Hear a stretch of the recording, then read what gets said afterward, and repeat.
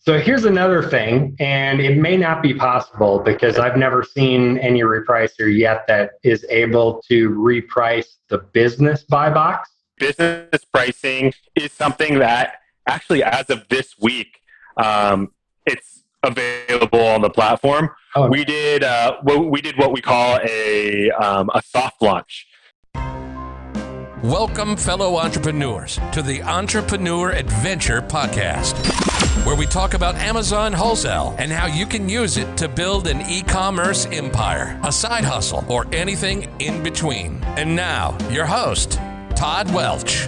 What's going on, everybody? Welcome to episode 45 of the Entrepreneur Adventure Podcast. And today, we are diving into repricing on Amazon. I've got on Ian from SellerSnap.io, which is the repricer that I have switched to and a lot of other big Amazon sellers are switching to because they have this thing called AI repricing or artificial intelligence repricing, which goes a step above and beyond a lot of their competition. And we really dive in today tips and tricks and tactics that you can do with repricing and also why you should have repricing as an Amazon seller. So really good episode, a lot of really great information. So you're definitely going to want to stay tuned. Listen to this. You're going to pick up some tips and tricks if you already have a repricer. And then if you're not sure what a repricer is or why you would want a repricer for selling on Amazon, definitely going to want to stay tuned because we dive into that world as well. And for anyone interested in switching over to SellerSnap or starting to try out SellerSnap, I've secured a 30% off discount for your first month. Just head on over to entrepreneuradventure.com/snap, S-N-A-P. You can get that. And you can also pick up a 15-day free trial so you can try them out. No questions asked, no credit card or anything. Cancel if you don't want to move forward, or you don't even have to cancel, right? You just ignore it and forget about it because no credit card needed, which is good.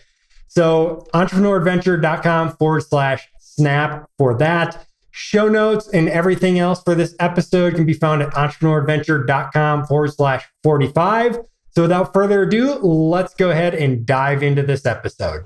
All right. So today I have Ian Conachero on with us. He is the head of sales and customer success over at SellerSnap, which is the repricer that I have been using for all of my products on Amazon. It works fantastically. So Ian, welcome to the show. Thank you, Todd, for having me on. I'm really happy to be here and talk about Amazon repricing.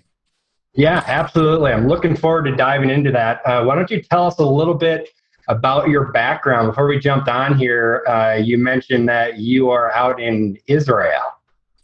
Yeah, so I'm actually taking this from Tel Aviv. As you can see, doing the work from home thing for the time being during the pandemic. Generally, we sit in the office with our team, and so the majority of our operations are based out of Israel. We have some help from our U.S. office as well. And the background of SellerSnap goes back to, I believe, 2017. In order to help solve the problem of price wars in repricing. And so between coming up with a complex strategy and in the way that we work in an AI-based strategy in order to help get the buy box at the highest possible price, SellerSnap has really evolved into a solution for both automated repricing and an analytic solution for Amazon sellers. Yeah, and before you guys, I was using BQool, so BQool, and their software is fine, but and I do pretty good on Amazon. I like to think of myself as one of the bigger sellers, but sellers even bigger than myself doing like $5, $10, $20 million a year turned me on to you guys, and I made the switch. Unfortunately, like right as the pandemic hit, so I couldn't get like a great A/B test. Yeah. But Just the different tools and stuff you guys have makes it better than Be Cool for me. But before we dive into all that stuff, we should probably dive into, because I'm sure there's a lot of people out there who are maybe just getting started with Amazon and stuff like that and wondering why would they even need a repricer to sell on Amazon? Right. And I think that is a really good question. And what it comes down to is why we need a repricer is to really understand, what is the buy box and why is it important?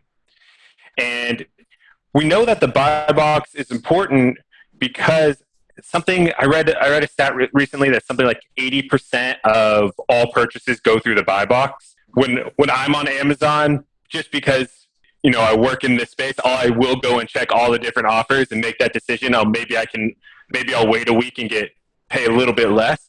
But especially when it comes to ordering Prime and when I need that one thing in my 2-day shipping, I'm going straight to the buy box and placing my order. And so because so many people purchase like that, it's important for third-party sellers to compete for that space, to be in the buy box at the time that the sellers want to, or that the buyers are ready to buy. Yeah, for sure. And without a repricer, you're pretty much going to be spending the entire day in Seller Central, like updating your prices to try to stay in the buy box, right? Because those prices on a lot of products change by the minute.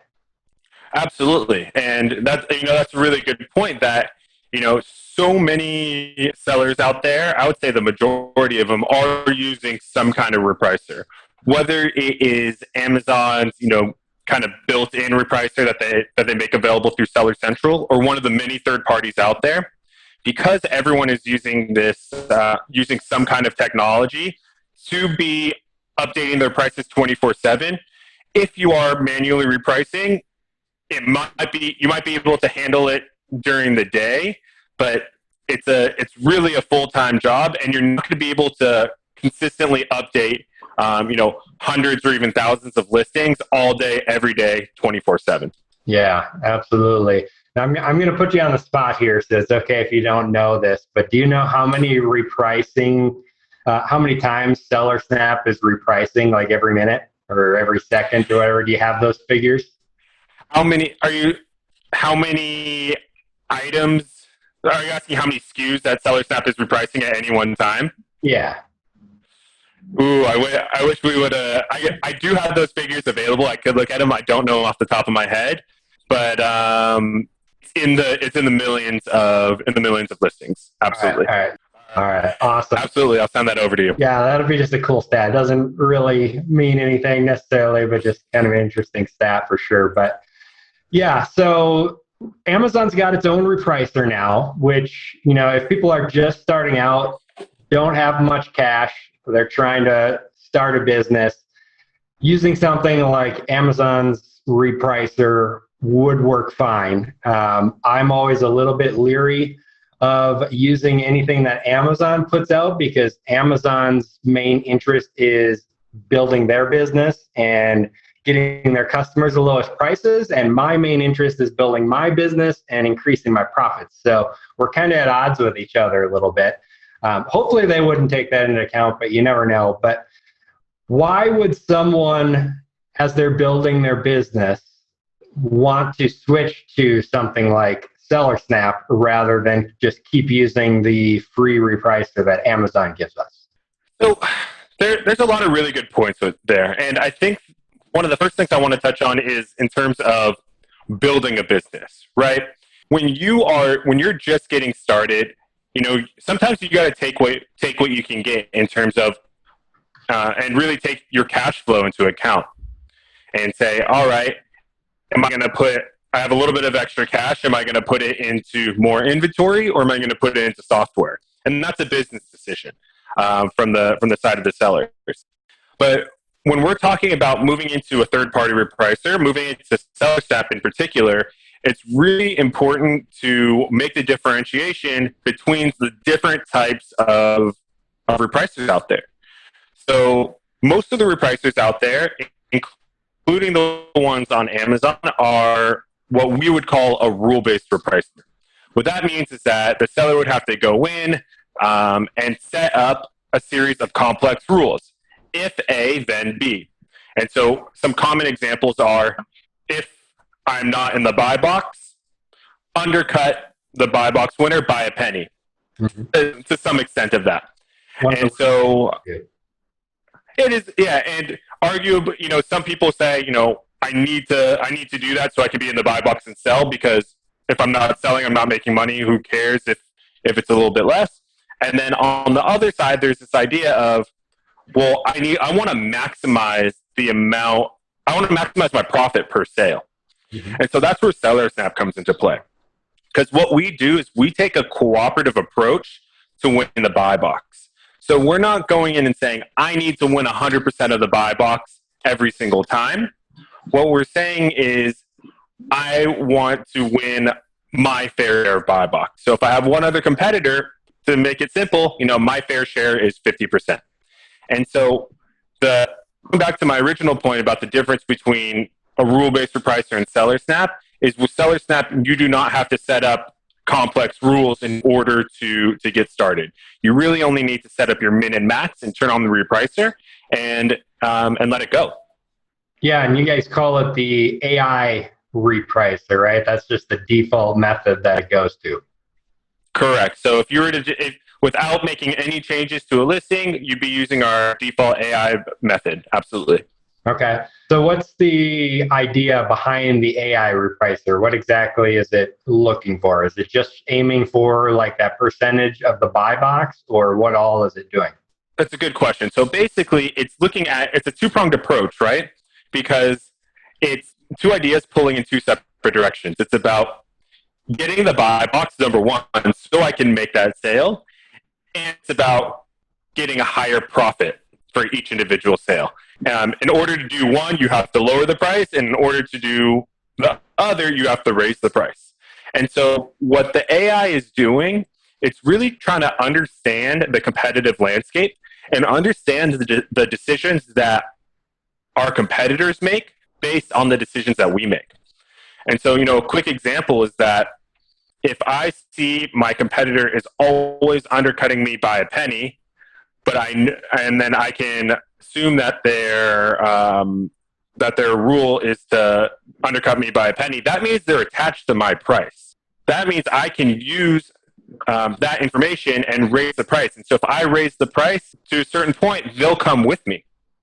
And then from there, then I can be a bit more aggressive, undercut them to capture my buy box share. And we'll start that mini price war, but then I can always reset. And so that means instead of, just capturing buy box all the way down to my min, I'm still taking that same process, but I'm doing it in a different range. I'm doing it at the higher price point. Yeah, for sure. So I have a good example of that in work. So I have a product, and the person I'm competing against is selling it for $74.99. It doesn't look like they use a repricer, because no matter what price I'm at, they just stay the same.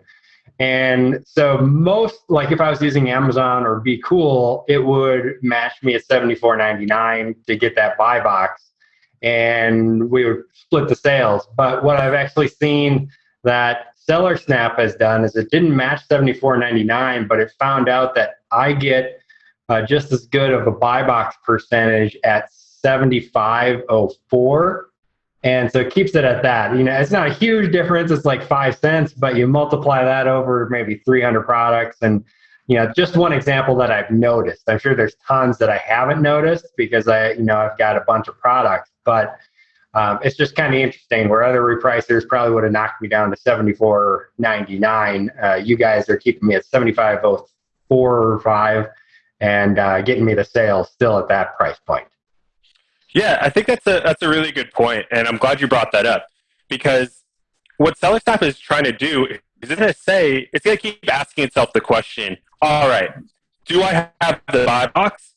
If I have the buy box, can I keep that target percentage at a higher price? And so in this scenario, you said you were at $74.99, and it hit its target buy box share. It's going to say, all right, at $74.99, I'm getting the buy box. Great. What about at 75, 75.01, 02, 03, until it gets to, 75.06 and loses the buy box? then it's able to say, "Oh, I've gone too far. I've gone too far. Let's back up." And I kind of find that sweet spot. Yep. Yeah, absolutely. The other thing that I really liked about your software too that I found really helpful is I sell a lot of like 2, 3, 4, 5 packs of different products, right? And the problem I've always had in the past with using Be Cool was that I just had to basically compete on that buy box of that multi-pack. And so let's say the single price product is at $10. And so I want to maybe keep it under $19. So I'd have to set my max at like $19 or $18. But then if the single price went down to say $6 and I'm still at $19, now it doesn't make sense to buy my 2-pack, right? But normal repricers don't know anything about any other ASIN. But what I really liked about yours is I can actually set it to compete against a different ASIN. So I actually set it to compete against the single product and then multiply it to get the price for the 2, 3, 4-pack. But then I can also set it to say that, okay, if a FBA person comes on this listing with me, let's switch it to now compete against that FBA person so that I can, stay in competition with them. So that I found really useful for like multi-packs and things like that. Yeah. In terms of what you're using, what we call that is follow related ASIN. And we have follow related ASIN, and we also have follow multiple related ASINs. It's a great use case. Exactly what you came up with is when I have a multi-pack, when I create my own bundles, and I am generally the only seller on a listing. And so that could go for bundle creation or even a private label product as well. It puts you in a position where, all right, I don't have someone to compete against in the buy box, but that doesn't mean I don't have competition. And so it allows you to stay in a competitive landscape. And to go off the first point you were talking about, when we're talking about 1-packs, 2-packs, and 3-packs, we also want to be really careful because Amazon does pay attention to that, and they try to discourage selling a 2-pack at a higher price than I could buy 2 1-packs for. Yeah, especially right now with all the quote price gouging that Amazon claims is going on right now.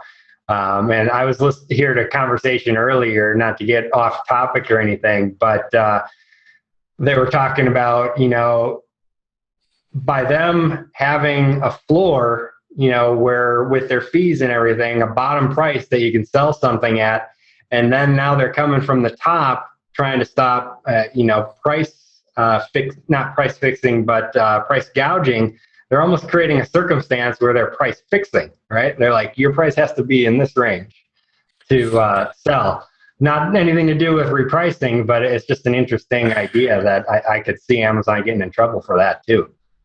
I mean, Amazon, I'm sure Amazon has their own regulatory problems that they're working with both internally and externally. We see that when, Jeff Bezos goes to Congress or the EU subpoenas Amazon as well in terms of, fair practices.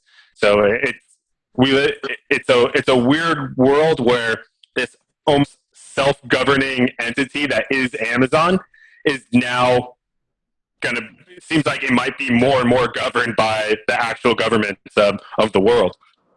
Yep. Yeah, it's definitely going to happen. It's always just a matter of time as businesses get super big like Amazon. So it's going to be interesting to watch how it falls down and everything plays out here for sure. So let's see. So the other thing that I really like with your guys' software is just the dashboard where I can see my profit and the total number of sales, my profit margin, my ROI, and everything like that. A lot of people use something like Sellerboard for that information, and I'm kind of getting that all right in your guys' software, which is really nice as well. Yeah, I think that is a major value proposition for Amazon sellers, where you can start to use SellerSnap for more and more tasks in your day-to-day as an Amazon seller. And especially when it comes to repricing, information on your P&L is super important. And so I think it's really nice not to have to go to another third-party solution to see those numbers and then go back to SellerSnap to make any adjustments. You can kind of do it all in one place. Yeah, for me, it's really nice because I can just log into the repricer, if I'm going to make a change or something anyways, and I can just see my numbers right there at the top, compare it to last week and everything, and actually see, if I made a change or something, see how that change took effect. So it's really nice, really helpful for me. What other things, I know there's a lot of other from that drop down on SellerSnap. What other ways can we do repricing that you guys recommend on SellerSnap? There's a few different things you can do. The AI being our main repricing strategy, the majority of our sellers will use the AI at least out of the box for brand new listings to see how it works. And of course, with the millions of sellers out there and the millions of listings from those millions of sellers, there's no one-size-fits-all, solution, repricing method for every single listing. So having the ability to customize your repricing strategy is super important, and I think that's what you're referring to. And so, in addition to the AI, and we also spoke about follow related ASIN as well, we have a large number of rule-based methods. So just like the rule-based methods you would find in many of our other third-party competitors and within Amazon, we have things like follow lowest FBA, lowest FBM, follow buy box. And that's kind of a given. But the really cool aspect that I want to talk about is our win buy box strategy, number one, and number two, conditional repricing. And so the win buy box strategy basically allows the user to put their own target buy box strategy instead of letting the AI do it. And what the win buy box strategy will do is it'll become more and more aggressive in order to hit that target buy box share. So if the cooperative strategy of the AI is not aggressive enough for you, what you can do is you can always increase that and say, let's become more aggressive on this listing because I need to move more product, or even I need to liquidate product. So that's number one. Number two is the conditional repricing. And the reason why I really like this is because it allows me to use both the AI repricer and other repricing methods in certain scenarios. This does work kind of like a rule-based system, so it's almost a hybrid model. So one of the really common ones that I'll use with sellers, or I'll suggest to sellers, is I want to use the AI strategy unless I'm not getting a purchase. And so there's scenarios on lower velocity items where maybe you get a purchase in 12, 24, 48 hours. And what I can do is I can set a condition that says, if no purchase in 24 hours, let's move to a different strategy, such as win buy box. And so what will happen is that condition will stay on win buy box and keep competing for that higher buy box percentage until I make that sale. And then I'll move back to the AI strategy once I made that sale to, kind of reset and keep that price elevated.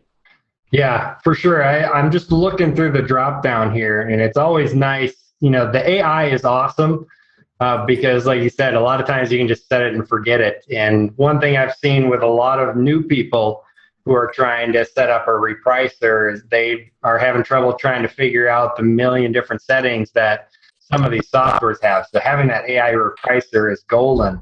But also having the fine-tuning things, like you mentioned, if you want to kind of dig a little bit deeper and make things change or a little bit differently. I'm just looking at the drop down here. You guys got like win buy box, like you mentioned, set to last purchase price, reoccurring price change, follow buy box, follow competitor, fixed price, set to max price, set to min, follow related ASINs, follow multiple, follow lowest multiple competitors, and so on and so on.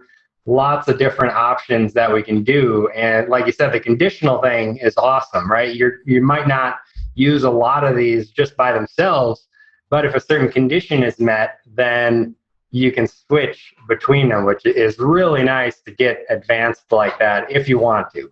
Not really necessary though. Right. And, I usually suggest that when we're starting out to use the AI repricer because it takes the complication out of it, right?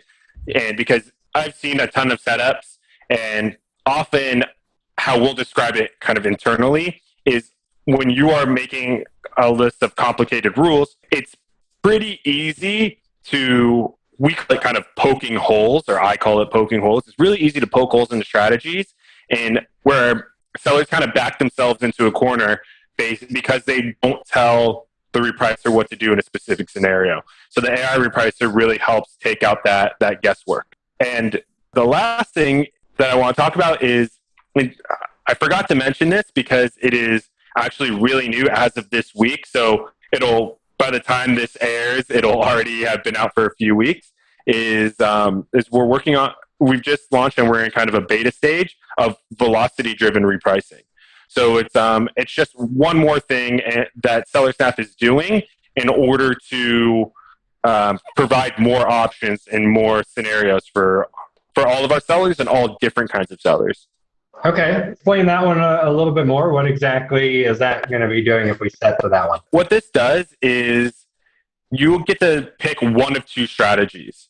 You would either get to target, minimum orders or total orders in a given time period. And what it's going to do is it's going to try to raise and lower the price and kind of find that sweet spot so you can continually sell and hit that target number of orders in, let's say, a 30-day period. And this repricing method, it's really important to understand that this is for items that you generally have more velocity on. Because in terms of, and I'm not an economics expert, but by any means, but in terms of, price elasticity and understanding, like, does my price matter in between, a dollar here and there when I'm only moving, 3, 4, 5, 6 items a month? Probably not. So we're talking about more items that are a little bit more hot, and you're selling a higher volume in a given time period. Okay. Yeah, that makes sense because, especially I could see if you were had an exclusive on a product or something, and so you're working with the brand obviously wants to sell more, you want to make more profit, but you could set it to say, I want to make sure I sell 500 of these a month at least, but otherwise make sure to try to maximize my profit. Am I understanding that right?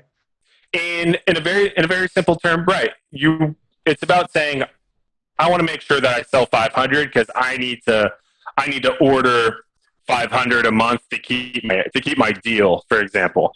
And then once I hit that target, I can start to afford to take a little bit, try to raise the price and see if I can't keep selling more at the higher price point and still have that maximization. For sure. Yeah. I could definitely see the benefit of that. And it's always good to have the more options, right? Because everybody's going to be different.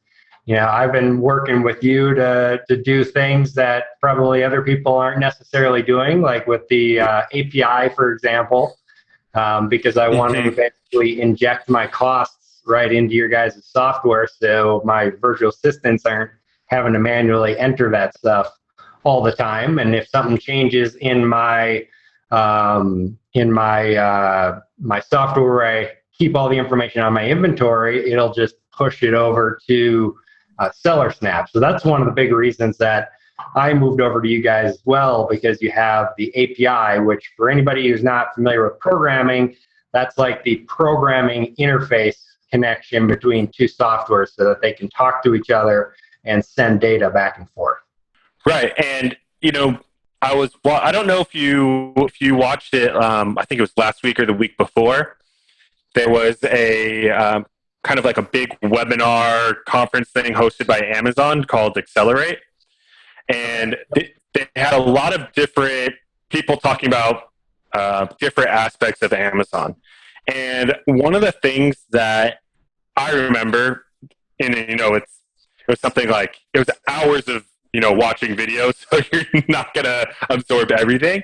But one of the things that stuck with me is for Amazon sellers to develop these kinds of partnerships and to take on and to add, thoughtfully add SaaS solutions, software solutions to their software stack in order to automate processes and really find that competitive advantage over their other Amazon sellers. And so whether that is a repricing solution, an inventory management system, or even what you're doing about trying to make that connection to take that one extra step off out of your day, so you and your team can focus on other places to increase efficiency. Finding ways to make your life easier is one of the ultimate competitive advantages. That was my takeaway from what I was listening to last week. Yeah, for sure. It's super important. And like another thing that I want to do with your guys' software, once my programmer really understands the API and we get everything working, is I want to create software to do it automatically for me. For example, let's say I'm looking at a product and for whatever reason, it hasn't gotten any sales in like a week. I want it to automatically lower the min price and lower the max price. So it just keeps coming down, and just keep dropping it maybe by a penny, like every hour or 25 cents every hour until it starts getting sales. And so that inventory is not just sitting there, because we don't want to start collecting fees and stuff like that from storage and things like that. So that's another thing that I want to do. Right now, that's something that my virtual assistants, they go in and they got to manually, download all the listings and look at everything and make those changes. But doing that by the API and just having a program just doing that all the time would be so much easier and save a lot of time. Absolutely. And that at the end of the day is the definition of, time is money. And what you're doing right now and setting it up and putting the extra resources into making the API connection and coming up with the strategy is an investment into the future of your Amazon business. Yep, for sure. Yeah, as you grow, it's definitely all about finding those different automations that you can do and ways to decrease expenses and stuff like that, and just be more competitive, really, because it's like with the example that I just said, it's so hard. I'm at about 300 different products that I'm carrying, but there are people who are carrying, like you said, thousands or tens of thousands or hundreds of thousands of different products. And it's just impossible to go through that one by one without some kind of computer program going through that stuff for you. So if I can develop that now at 300 products, when I get to 1,000, 3,000, it'll just be so much easier. Yeah, and I think that the best piece of advice for this kind of process is to also develop the system, but also develop a way to kind of audit the decision-making processes that the strategy in your system that you're building now is going to put into place. Because things will change in 6 months, in a year, in 5 years. And so once you put that system in place, you want to put yourself in a position where, we're 2 quarters from now, I can look back and I can say, is this working for me?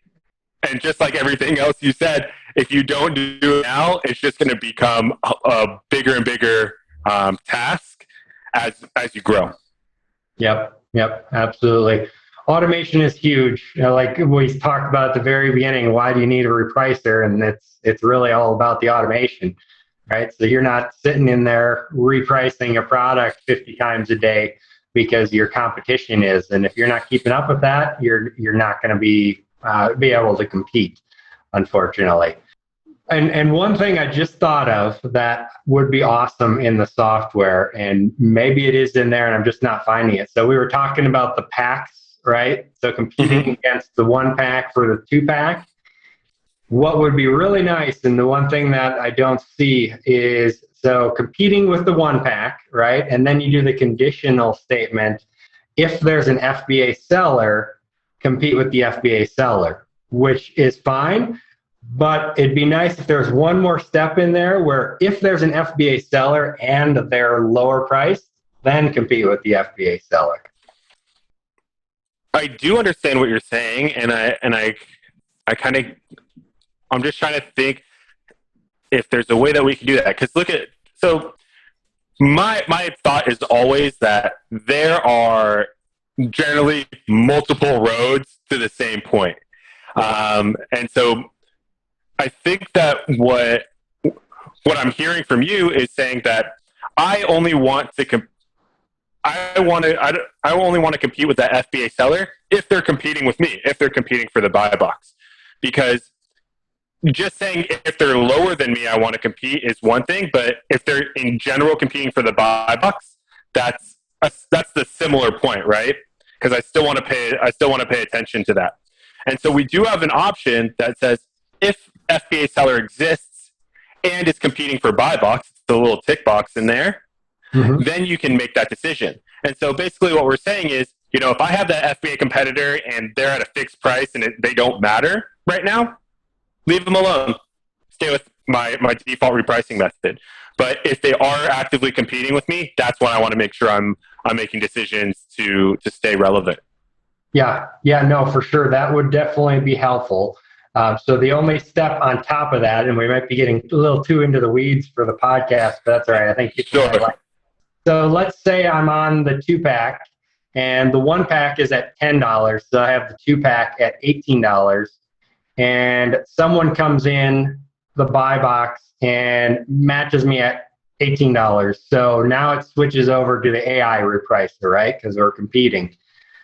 What if the AI repricer brings the buy box up to $20 or $22 because that's where I have my max price set at, and now the price of the 2-pack is higher than the 1-pack? That's a pretty granular scenario. Enough to switch back and say, hey, let's go back to competing against the ASIN because now that price is lower. I would have to look at that, and I think we can take that specific scenario offline and look at the different setups together and see how it would react, because I'm also very visual, so it makes more sense for me to talk it out, write it down, look at the different sets, and decide what the best setup is. But you're right, there are always going to be situations when we have two different objectives, such as making sure that my 2-pack is always more competitive than my 1-pack per unit, and that my 1-pack is competitive against any other competitors that it has in the buy box. Those are two different objectives that we have to look at, and it can get rather complicated. But that is a great segue into SellerSnap's support team, that we're more than happy to help you out with that. And you probably noticed on the platform and that we have that help button, we have the knowledge base. And if you have a question like that, we're more than happy to dig into that, help you come up with a strategy that works for you based on the tools that we have. And our team is super responsive and super helpful in that way. Yep, for sure. I've used you guys as support quite a bit. We've been working on the API and everything. You guys are definitely responsive. For me, that's one of the biggest things in software. Obviously, you guys have the AI repricer advantage, but the biggest thing for me for any software is the support that you receive when you're using the software, because that's just what separates everybody apart. I mean, you can get cheaper software for sure, but a lot of times you get what you pay for, especially in the support department, which gets cut real fast as the price goes down. Yeah, and it kind of makes sense in that manner, because there's a lot of things that come into it, and one of the things that makes the support team really strong is existing and having capable people who are there and who really want to help the customers in order to help them succeed. And that goes for software companies like us, like SellerSnap, but also for Amazon sellers when it comes down to reviews and customer input through Amazon. Yeah, it's huge. I'm always surprised, like when I'm looking at different softwares and I go to a website and I'm looking, I have a certain question, so I send like a message to their chat or their support, and they'll like never get back to you sometimes, or it'll take days or something. It's like, you know, I haven't even started using you guys, and you can't get back to me. So how is it going to work once I'm an actual customer? You know? Yeah, I mean, working in software, it's a tough solution, or it's a tough situation out there. You got to balance. There's a lot of there's a balancing act to that. But again, it's important that we put for SellerSnap that we put customers first, and we do everything we can to help solve the problem. Are we perfect in terms of being able to solve a problem every single time? No, that's part of being human. That's part of being limited by technology. But I think that also brings a different aspect in that we are aware of that, and we are aware that there are humans on the other side of our platform, our users, who put their trust in the platform and our team to do everything they can, or to do everything we can in order to help their Amazon business. And that's something that we can guarantee, is that we're always going to kind of put on for our customers. Yeah, for sure. I appreciate that. Always a benefit to have good support, for sure. So anything else that we are forgetting? Any tricks or tips or secrets that we should add in here? In terms of repricing, and in terms of repricing, I think we covered everything. We need to look at the big picture and then go granular from there. So I know a lot of sellers will go in and then try to make complicated rules with the AI repricer, even though they're not quite sure what it's doing. My opinion is, let's always try out the AI repricer, see how it works, and then make our adjustments as we go.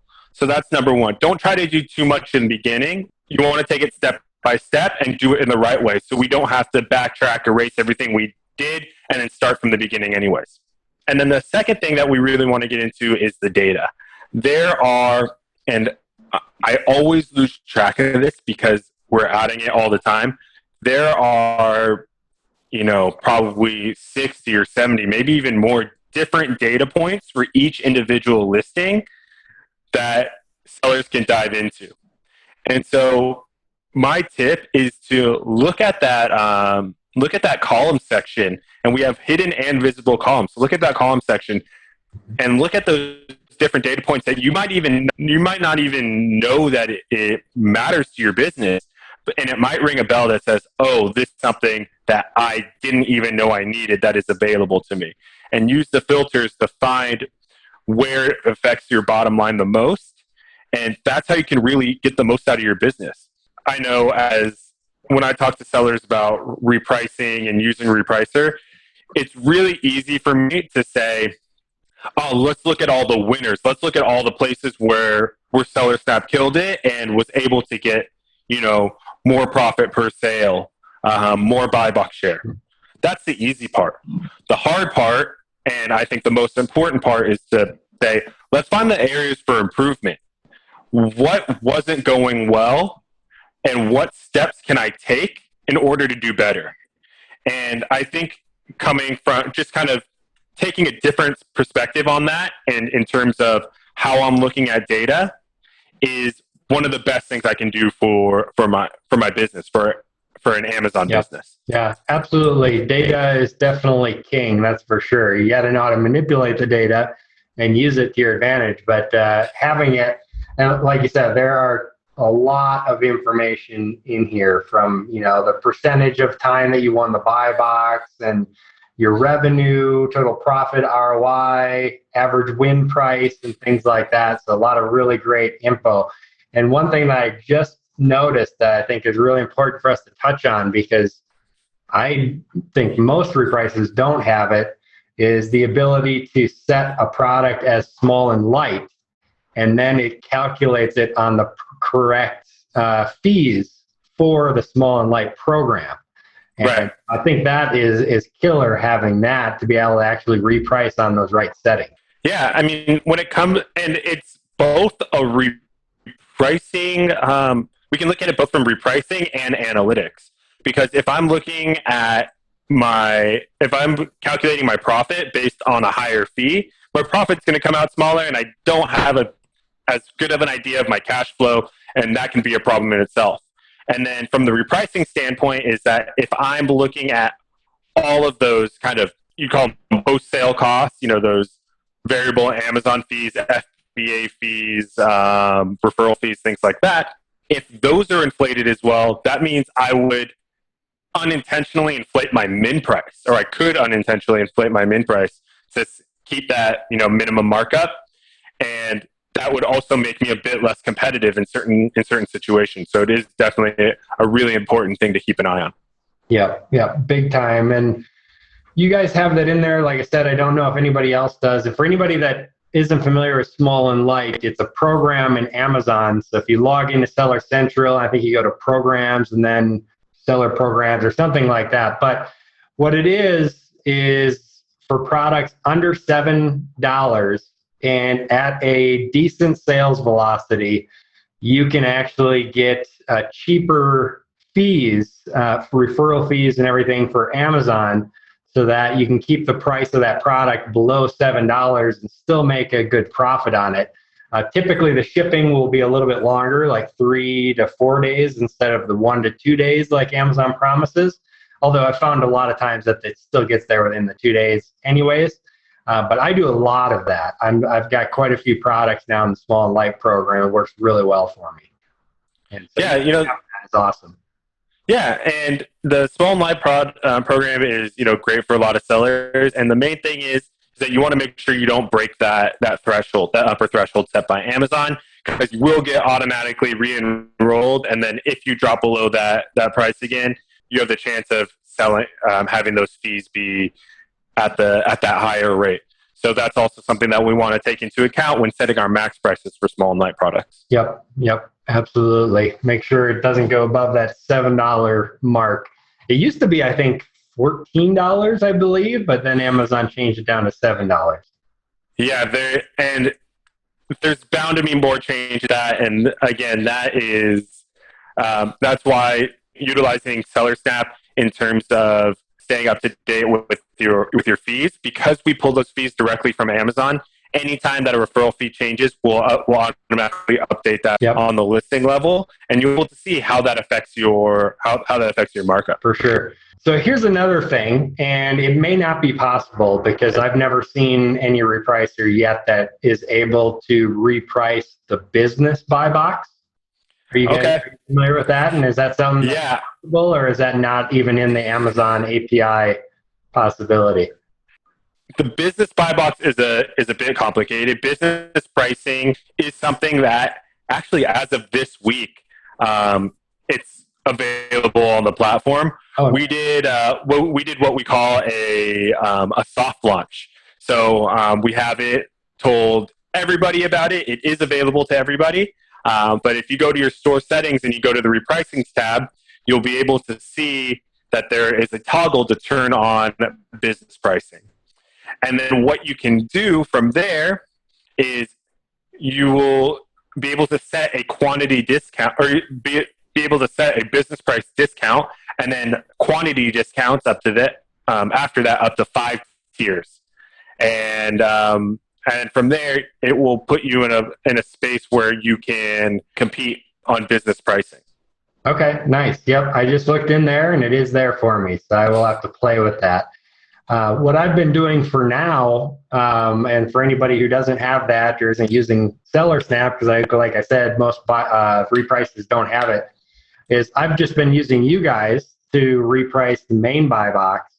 And then in Amazon's repricer, I use Amazon's repricer to price the business buy box 1% lower than the normal buy box. And that's actually a really cool trick that I learned. I think it might have been from Scott Needham at BuyBoxer might have mentioned that. But really cool trick that helps you kind of steal the buy box for business customers and things. But being able to do it in your guys' software will be even better, because I'm sure you'll have a lot more options than what Amazon's repricer has. Yeah, and it's going to work in a similar way. Like you said, reprice a percentage point below the actual listed price. So we are still going to be connected to that listed price as we go up and down. But yeah, that's generally going to be the way that it works. And give it a try out, and let us know how it goes. For sure. I will definitely do that. All right, Ian, I think we've covered pretty much everything here. I wanted to mention that you guys are giving our listeners 30% off their first month if they decide to sign up with you guys. And they can get that discount by going to entrepreneuradventure.com/snap, SNAP, and that will redirect them over to your guys' website and include that discount on there. So that's really awesome. Appreciate that. I think currently, as a recording of this, your guys' first price level is at $250. Is that correct?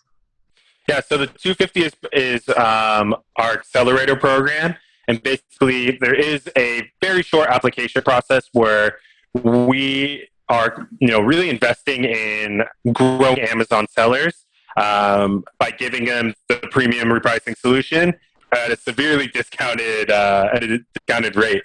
And it's a program that goes on for 6 months. So we guarantee that rate for 6 months in hopes and helping customers build up to be able to afford some of the other tiers, which are at $500 and $800 price points.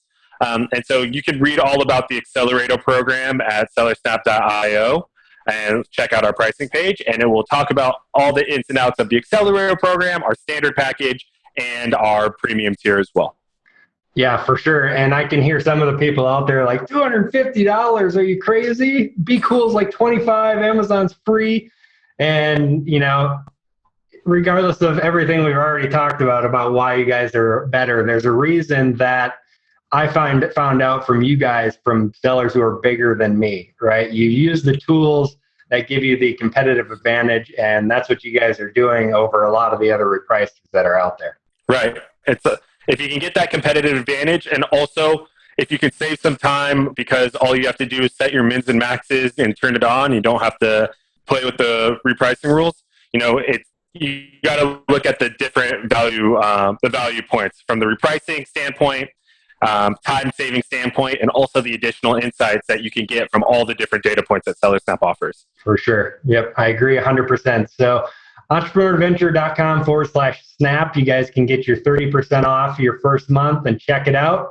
And if you're already using a repricer, hopefully you can be in a better situation than I was when I made the switch of COVID hitting and then everything going haywire.